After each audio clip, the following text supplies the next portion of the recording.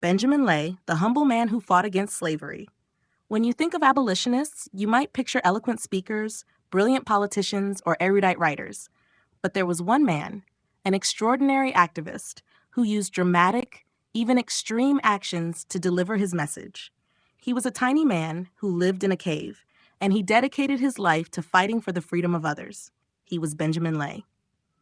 Welcome to Stories That Stay, where we explore the forgotten tales of those who shaped history, yet whose names aren't fully recorded in textbooks. Today, we're going to tell the story of Benjamin Lay, an 18th century abolitionist who used unique methods of protest, profoundly influencing the anti-slavery movement. Benjamin Lay was born in 1682 in Essex, England. He had an unusual physique, standing just over 4 feet tall with a hunched back. After working as a sailor and witnessing firsthand the brutality of slavery in Barbados, Benjamin Lay became an uncompromising fighter for justice. He and his wife, Sarah, were members of the Quaker community, a religious group known for its belief in equality and compassion. Benjamin Lay believed that slavery was a heinous crime, an offense against God and humanity.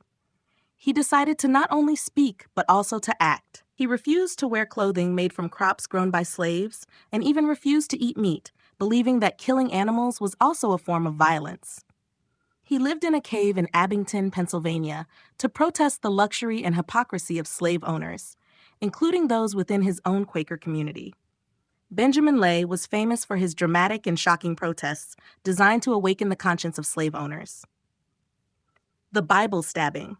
At a large Quaker meeting, Lay arrived with a hollowed-out book concealing a pouch of animal blood inside.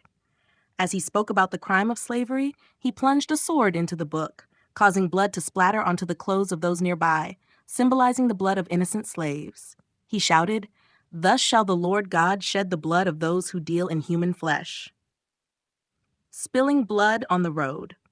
Lay would go to plantations and pour a red liquid on the road to symbolize the blood of the enslaved people spilled from their labor. He called it lubricant for the exploitation machines of the plantation owners. Public protests. He often stood outside meeting houses, confronting slave owners directly and accusing them of being hypocrites and sinners.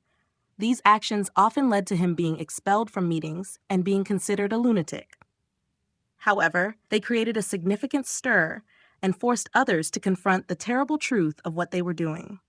Despite being ostracized by society and even his own religious community, Benjamin Lay's actions left a profound legacy.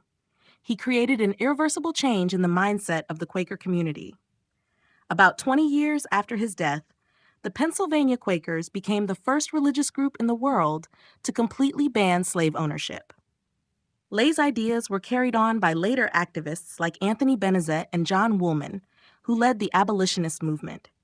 Although their methods were less dramatic, they used the foundation Lay had created to change society.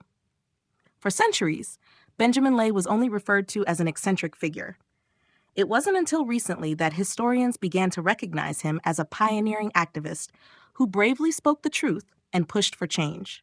Benjamin Lay was a visionary who was willing to sacrifice his reputation and comfort to fight for what was right. He used public protest and drama to force society to confront its own brutality. Benjamin Lay was not just an abolitionist, he was a pioneer of civil disobedience. His story is definitely a story that stays, a story that will resonate forever. Do you know of any other social activists or fighters for justice with unique methods whom you think deserve to have their stories told? Please share their stories in the comments below.